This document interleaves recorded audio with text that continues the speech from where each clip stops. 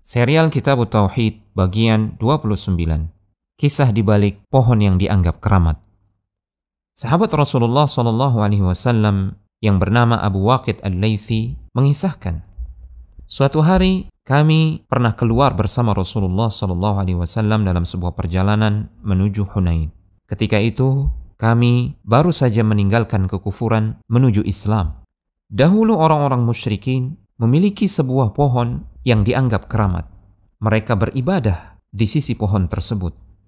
Mereka bertabarruk mengharapkan keberkahan dari pohon tersebut. Mereka menggantungkan senjata-senjata mereka berharap kesaktian dari pohon tersebut untuk senjata-senjata mereka. Pohon tersebut dijuluki Dhatu Anwat. Dalam perjalanan tersebut kami berpapasan dengan sebuah pohon yang dianggap keramat oleh orang-orang musyrikin, Dhatu Anwat. Lantas kami berkata kepada Rasulullah SAW, "Wahai Rasulullah, buatkan kami Dhatu Anwat sebagaimana orang-orang musyrikin itu memiliki Dhatu Anwat." Maka Rasulullah SAW bersabda, "Allahu Akbar, innaha sunan." Allahu Akbar, ini adalah sunnah-sunnah umat terdahulu. Ini adalah tradisi-tradisi umat terdahulu. Qultum walladhi nafsi biyadih, kama qalat Banu Israel li Musa. Sungguh, kalian telah mengatakan sebuah ucapan yang pernah diucapkan oleh Bani Israel kepada Musa alaihissalam. Dan itu dikabarkan oleh Allah subhanahu wa ta'ala dalam Al-Quran. Ij'al lana ilahan kama lahum aliha. Qala innakum qawmun tajhalun. Wahai Musa, kata Bani Israel, buatlah untuk kami sebuah berhala sebagaimana mereka memiliki beberapa berhala. Musa berkata, sungguh kalian adalah orang-orang yang bodoh. Al-A'raf 138.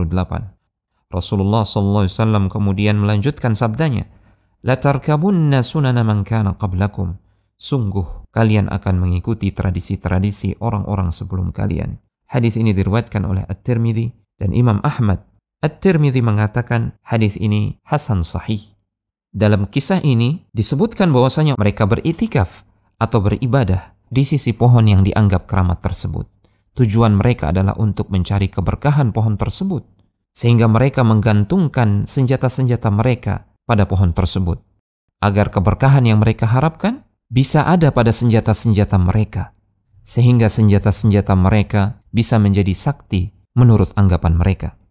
Dalam kisah ini terdapat beberapa pelajaran berharga. Yang pertama, bahwasanya bertabarruk dengan pepohonan merupakan kesyirikan. Demikian pula bertabarruk dengan bebatuan atau yang semisalnya.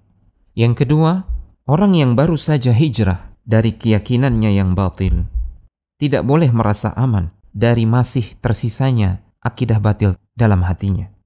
Yang ketiga, dalam kisah ini disebutkan sebab orang-orang musyrikin beribadah kepada berhala-berhala, yaitu pengagungan mereka dan peribadatan yang mereka lakukan di sekitar berhala tersebut, juga keberkahan yang mereka harapkan dari berhala tersebut. Yang keempat, dari kisah ini kita bisa mengambil pelajaran bahwasanya seseorang boleh jadi menganggap sesuatu itu baik dan bisa mendekatkan dia kepada Allah Subhanahu wa ta'ala. Namun pada hakikatnya itu justru menjauhkan dia dari Allah Subhanahu wa ta'ala. Yang kelima, dalam kisah ini terdapat kabar dari Rasulullah SAW akan terjadinya kesyirikan yang menimpa umat ini, dan sungguh hal tersebut telah terjadi. Yang keenam, dalam kisah ini terdapat bukti nubuwah Rasulullah SAW, di mana telah terjadi kesyirikan di tengah umat ini persis sebagaimana yang beliau kabarkan. Yang ketujuh, dalam kisah ini terdapat larangan untuk bertasyabbuh atau menyerupakan diri atau mengikuti orang-orang jahiliyah, orang-orang Yahudi dan Nasrani, kecuali perkara yang ditunjukkan oleh dalil bahwasanya itu juga bagian dari agama kita. Semoga Allah Subhanahu wa ta'ala melindungi kita dari amalan-amalan tabarruk yang bertentangan dengan syariat. Telegram channel Kristal Iman.